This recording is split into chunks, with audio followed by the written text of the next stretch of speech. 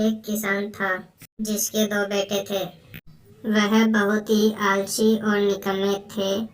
वह अपने पिता को कामकाज में हाथ बटाने के बजाय आलस किया करते थे, इधर उधर घूमते फिरते थे। किसान को अपने बेटों की बहुत फिक्र थी। वो सोचते थे कि मेरे मरने के बाद इनका क्या होगा, यह अपना पेट कैसे भरेंगे, अपने परिवार को कैसे संभालेंगे। एक दिन किसान की हालत बहुत ही गंभीर थी। कहने का मतलब किसान मरने की हालत में था। तभी किसान ने अपने दोनों बेटों को बुलाया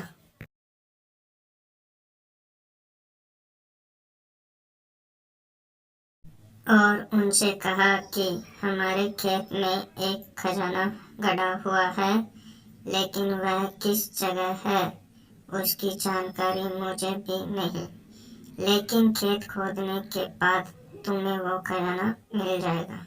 इतना कहकर किसान भगवान को प्यारे हो गए। खजाने की खबर सुनकर दोनों बेटों के मन में लालच आ गया और वो दोनों खेत की ओर जाने लगे। फिर वह दोनों किसान के बेटे खेत में आ गए। दोनों मिलकर खेत खोदने लगे। खजाने के लालच में कुछ ही दिनों में पूरे खेत को खोदने के बाद फिर वो घर आकर बैठ गए और वह अपने पिता को कोसने लगे। इसी तरह कुछ महीने बीत गए और वर्षा ऋतु का आगमन हुआ। किसान के बेटों के पास पेट भरने के लिए सिर्फ एक ही जरिया था, वो है खेती।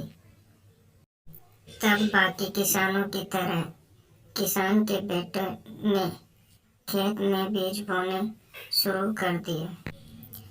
वर्षा का पानी पाकर वह बीज अंकुरित हुए और देखते ही देखते लहराने लगे। ऐसा लग रहा था कि हवा के झोंके से लहरा रहा था। यह सब देखकर किसान के बेटे बहुत खुश हो गए। उनको समझ आ गया कि परिश्रम ही सच्चा धन होता है। वो उसी तरह से अपने पिता के शब्दों का मोल भी समझ गए और अपने कामकाज में लग गए।